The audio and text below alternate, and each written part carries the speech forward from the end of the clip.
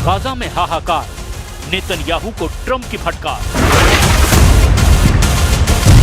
Final round से पहले Netanyahu के सामने ट्रंप के गुस्से की दीवार। डोनाल्ड ट्रंप ने फोन पर इजरायली पीएम पर किया प्रहार। गाजा की जमीन पर Benjamin Netanyahu versus Donald Trump. क्या गाजा में फाइनल ऑपरेशन से पहले अकेले पड़ेगा इजराइल?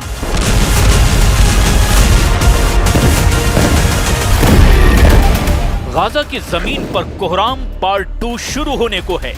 नेतन्याहू की आर्मी पूरी तरह तैयार है।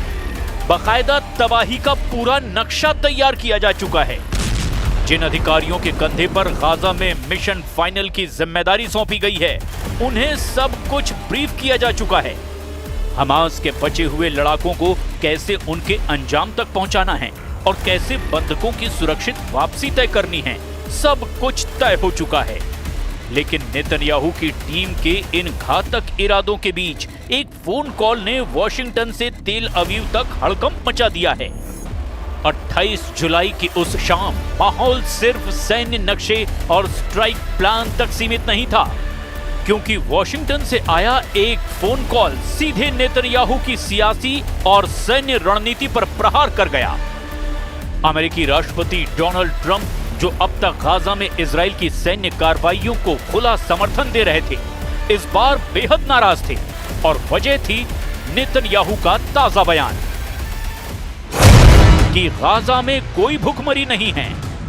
ये बयान ऐसे वक्त आया जब अंतर्राष्ट्रीय मीडिया और राहत एजेंसियां लगातार भूख से मरते बच्चों, खाली पड़े अस्पतालों और राहत काफिलों की बदहाली की तस्वीरें दिखा रही है। अगले ही दिन ट्रंप ने सार्वजनिक मंच से नेतन्याहू के दावे को खारिज कर दिया। उन्होंने कहा, गाजा में असली भूखमरी है, इसे आप फर्जी साबित नहीं कर सकते। और इसी के बाद नेतन्याहू ने तत्काल एक कॉल की मांग की।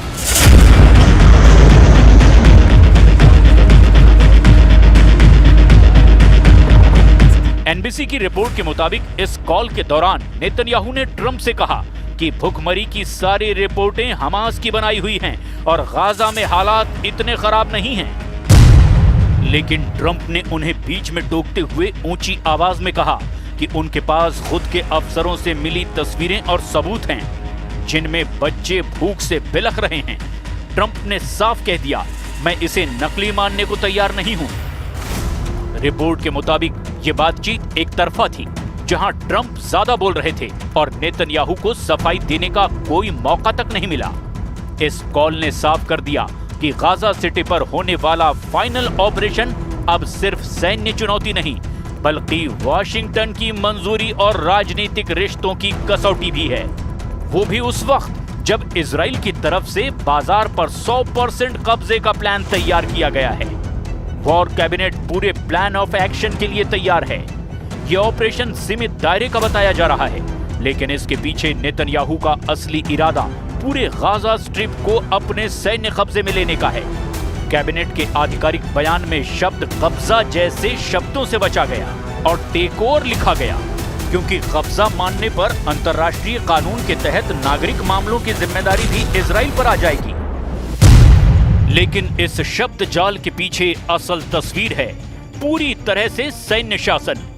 नेतन्याहू का प्लान तय करता है कि गाजा सिटी के 8 लाख नागरिकों को 7 अक्टूबर 2025 तक खाली कराया जाएगा।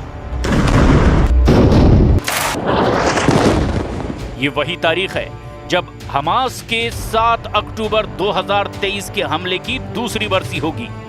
यानी 2 महीने का ये विंडो पीरियड खत्म होते ही आईडीएफ गाजा सिटी में जमीनी घेराबंदी शुरू करेगा और वहां बचे हुए हमास लड़ाकों को खत्म करने का दावा करेगा।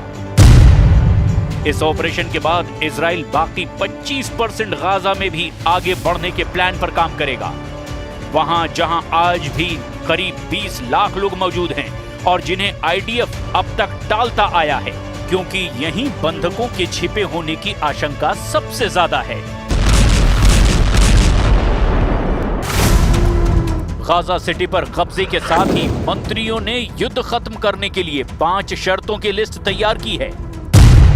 हथियार डालना, सभी बंधकों की वापसी, गाजा का निरस्त्रीकरण, इजरायली सुरक्षा नियंत्रण और ऐसा वैकल्पिक नागरिक शासन जो ना हमास हो ना फिलिस्तीनी अथॉरिटी। लेकिन यहां सबसे बड़ा पेच है, नेतन्याहू ने फिलिस्तीन अथॉरिटी की भूमिका पूरी तरह खारिज कर दी है, जबकि अरब देश खुले तौर पर कह चुके हैं कि अगर रामल्ला शामिल नहीं होगा तो वे गाजा के पुनर्निर्माण में हाथ नहीं लगाएंगे। नेतन्याहू दावा करते हैं कि ऑपरेशन के बाद वे गाजा का नियंत्रण अरब फोर्सेस को सौंप देंगे, लेकिन अब तक उन्होंने ये नहीं बताया कि वे फोर्सेस कौन होंगी और क्या उनकी जमीनी मौजूदगी टिक भी पाएगी या नहीं। ये पूरा प्लान अब न सिर्फ हमास से लड़ाई है, बल्कि टिक टिक करता हुआ टाइम बम है, जो सैन्य, राजनीतिक और मानवीय तीनों मोर्चों पर एक साथ फट सकता है। गाजा पर कब्जे का नेतन्याहू का ये फाइनल ऑपरेशन अब इजराइल के भीतर भी सवालों के घेरे में है। सबसे सख्त चेतावनी आई है आईडीएफ चीफ इयाल जमीर और शिन बेट के डायरेक्टर मेजर जनरल डेविड जिनी से, जिन्होंने बंद कमरे की मीटिंग में साफ कहा कि अगर बिना पूरी तैयारी और बंधकों की सुरक्षित रिहाई के ऑपरेशन शुरू हुआ तो ये सैन्य जीत की बजाय मानवीय और राजनीतिक हार में बदल सकता है। इजरायली इंटेलिजेंस का ताजा आकलन बताता है कि हमास के पास अभी भी 9 से 10 हजार एक्टिव लड़ाके बचे हैं, जो गाजा सिटी के सुरंग नेटवर्क में फैले हुए हैं। लेकिन नेतन्याहू पर गठबंधन के कट्टरपंथी मंत्रियों का दबाव है, जो कहते हैं कि गाजा को स्थायी रूप से कब्जे में लेकर वहां यहूदी बस्तियां बसाई जाए। ये दबाव सिर्फ राजनीतिक नहीं, बल्कि उनके सत्ता में टिके रहने का सवाल भी है, क्योंकि अगर नेतन्याहू ने ऑपरेशन टाला तो उनकी ही पार्टी में बगावत भड़क सकती है। दूसरी तरफ अमेरिका और यूरोपीय यूनियन खुल करके कह चुके हैं कि गाजा में मानवीय आपूर्ति रोकना और बड़े पैमाने पर नागरिक विस्थापन अंतर्राष्ट्रीय कानून का उल्लंघन है। नेतन्याहू पर ट्रंप का हालिया गुस्सा इसी बड़ी वजह से सामने आया है, क्योंकि वॉशिंगटन को डर है कि अगर भूख और मौत के आंकड़े बढ़े तो पश्चिमी देशों में इजराइल समर्थक जनमत भी बदल सकता है। इस बीच संयुक्त राष्ट्र की वर्ल्ड फूड प्रोग्राम रिपोर्ट बताती है कि गाजा के उत्तरी हिस्से में 80% आबादी फैमिन लेवल की भूख झेल रही है और ये हालात अगले 6 हफ्तों में पूरे गाजा में फैल सकते हैं। यानी नेतन्याहू का फाइनल राउंड अब एक रेस है, घड़ी की टिक टिक, बंधकों की जान और अंतर्राष्ट्रीय राजनीति के तगड़े दबाव के बीच। अगर टाइमिंग चूक गई तो ये ऑपरेशन जीत के साथ एक कूटनीतिक आत्मघात साबित हो सकता है। गाजा के ऊपर मंडराता ये फाइनल ऑपरेशन सिर्फ एक सैन्य रणनीति नहीं है, ये एक ऐसी तंग रस्सी पर चलना है जहां हर कदम पर तलवार लटक रही है। नेतन्याहू के सामने चुनौती सिर्फ हमास को खत्म करने की नहीं, बल्कि उस राजनीतिक और मानवीय तूफान को झेलने की भी है जो इस ऑपरेशन के साथ उठेगा। वॉशिंगटन का मूड बदल चुका है।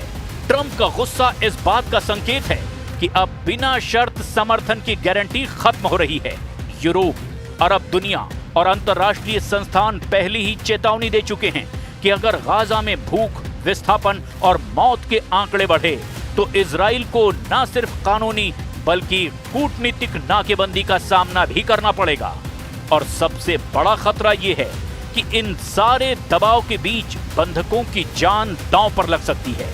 आईडीएफ के वरिष्ठ अफसर भी कह चुके हैं कि अगर तैयारी अधूरी रही तो ये ऑपरेशन एक जीत नहीं, बल्कि इजराइल के लिए एक गहरी हार साबित हो सकता है। लेकिन नेतन्याहू के सामने सत्ता का समीकरण भी है। कट्टरपंथी गठबंधन के दबाव में वो पीछे हटते हैं तो कुर्सी डगमगा सकती है। यानी ये फाइनल राउंड दरअसल 3 मोर्चे की लड़ाई है। हमास के हथियार, वॉशिंगटन का भरोसा और सत्ता की कुर्सी। हर मोर्चा एक कतार में लगी बारूद माइन की तरह है। अगर किसी एक माइन में धमाका हुआ तो बाकी 2 भी अपने आप फट जाएंगे। गाजा की गलियों में बंदूकें गरजेंगी, लेकिन इस बार असली जंग अंतर्राष्ट्रीय मंचों, मीडिया की सुर्खियों और सत्ता के गलियारों में लड़ी जाएगी। और सवाल यही रहेगा, क्या नेतन्याहू इस फाइनल ऑपरेशन के इतिहास में जीत लिखेंगे या इसे अपनी सबसे बड़ी हार बना देंगे।